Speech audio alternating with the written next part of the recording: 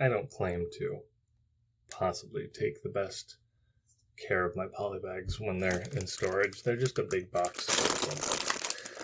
This one made it through just fine. It's a little bit of an older set. See this old man and this Schubert here? There's Star Wars Solo, a Star Wars story. Imperial TIE Fighter, 42 pieces. Oh boy, it's 30381, 6 to 12. That's an adult age range. And it says Disney down here, and that's how you know it's good. So it's an Imperial TIE Fighter. It's a pretty small little thing.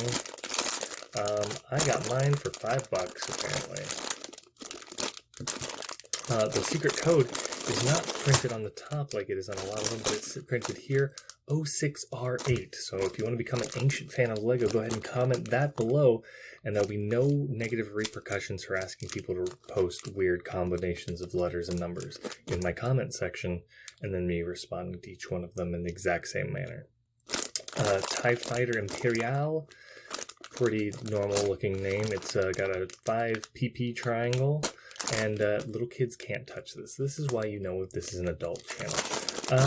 And finally, Denmark, Hungary, Mexico, China, and the Czech Republic, distributed in the USA. So let's crack this bad boy open. 42 pieces. I'm looking at 20 steps probably.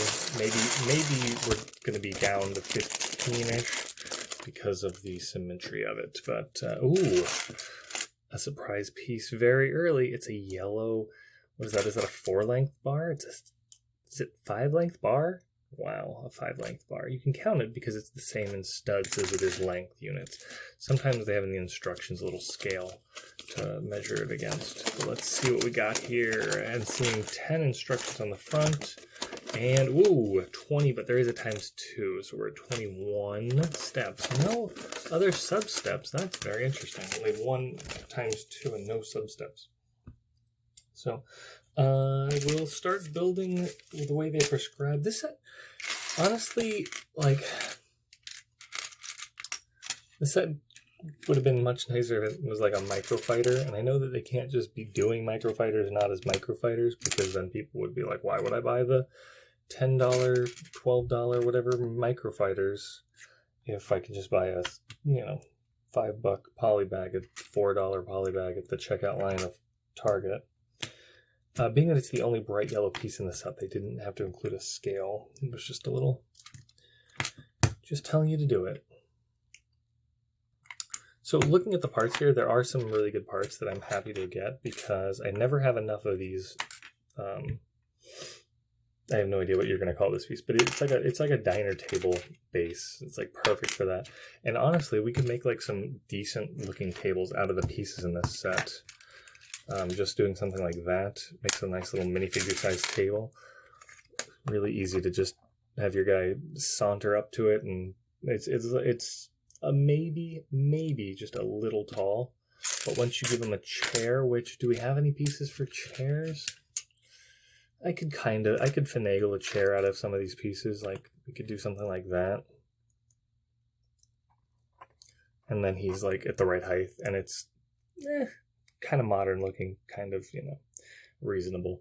Not the best chair, not the best chair building set. It's supposed to build a TIE Fighter, so we'll put my guy back up there, and we'll continue on with the build. But just, I like to think of these things when I'm looking at sets on the package. And I know that a lot of you guys appreciate when I do some extra little builds, so count that as a little doodle, I guess. Just a quick little build that I did that's not really part of the main build experience, but I think that someone hopefully will enjoy that. Flip it over, and we're putting some little rail pieces. I like getting rail pieces because they look good. I don't know what I'm ever going to do with them, but like, at least I got the option. And we're putting it still upside down. We're putting the clear thing on this. These round super jumpers are really cool. Very useful for a lot of stuff. Flipping it still upside down and putting the smooth bottom on. So that's, oh wow, I just realized that it's actually going to be upside down for the rest of the, like, this is the way that it lives, is upside down. Wow. Interesting. And then that's the cockpit, and then we're building the wings. And we do them... Oh, wow, whoa. It's 11 through 19 times 2.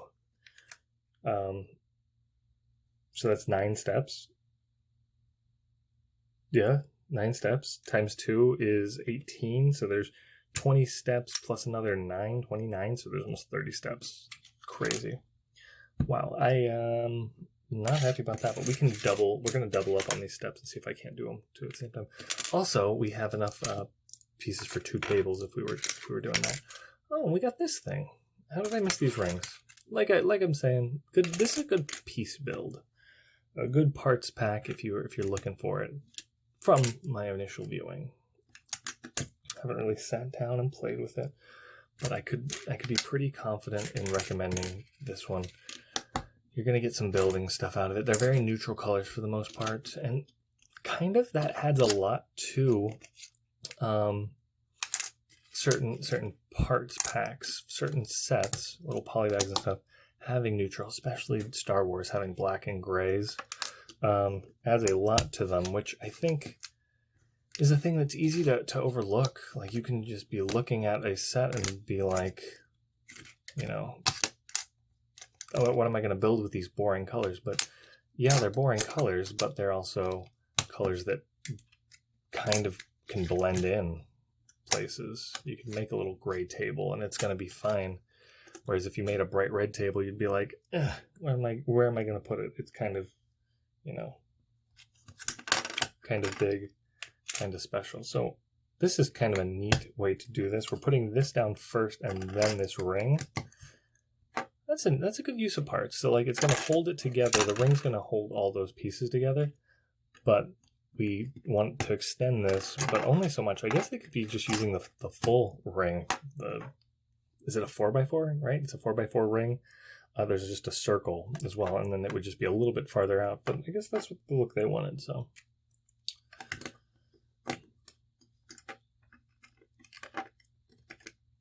We're also doing this. Huh, that's an interesting, so this is the reason they did this. So we could have these little bars going along it.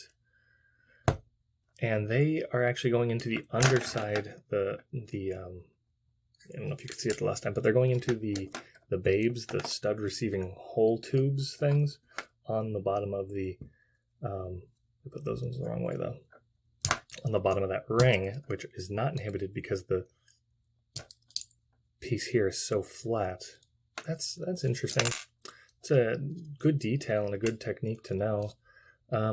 In general, I think a lot of these small sets do include good techniques to learn. I bumped the camera. Might be. Hopefully it doesn't fall over anything intrusive. I somehow missed this step. I messed that one up. This goes on the front here. This goes here, I think. Yeah, that looks about right. Okay, and then these get a circle. Would have been nice if they were printed with like a TIE Fighter logo or something, but you can't always win everything. Push that on, and it doesn't stud on at all, so it's about right. But it's a fairly solid little build. It's not wiggling or anything. A little bit of flexing there because it's only held on by like 4 studs, but then it's kind of wedged down by the 1x3 plates. So it's fairly swooshable. It's about scale with some of the other ships. That's always my biggest complaint about these polybags from Star Wars, is that the ships are not all the same size. So like, I've got a Star Destroyer that's about the same size, and like, it should obviously be more massive, and not that you shouldn't do big ships, but I would appreciate some kind of scaling thing to tell me which ones could play with each other well. But I guess kids don't care. I guess the Star Destroyer could be fighting this or not. I think this is about the size of the little X-Wing bag I've got sitting around, but overall it's a very round design. That's very good.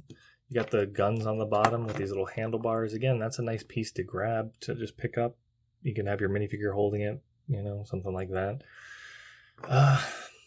It's kind of ugly. It's really kind of ugly from like exactly that. Can I get the light shine? If I shine the light really hard on the front, it kind of looks better, because like, that's what they did. They made the the front very shiny, not hiding anything, but making it glow almost, but it's clear, so it doesn't glow quite right. I don't know. I feel like they know the exact perfect angle to put these things on the package, and it's, you know, that's the angle that it looks good. You're kind of hiding the fact that this is the bottom actually of the cockpit, and you're kind of hiding, you know, like the bottom doesn't look bad, but like you're kind of getting you're just getting a good photogenic angle. That's props to Lego for doing that on all the ships. I guess it's not really deceiving you or anything. It's just making the product look good.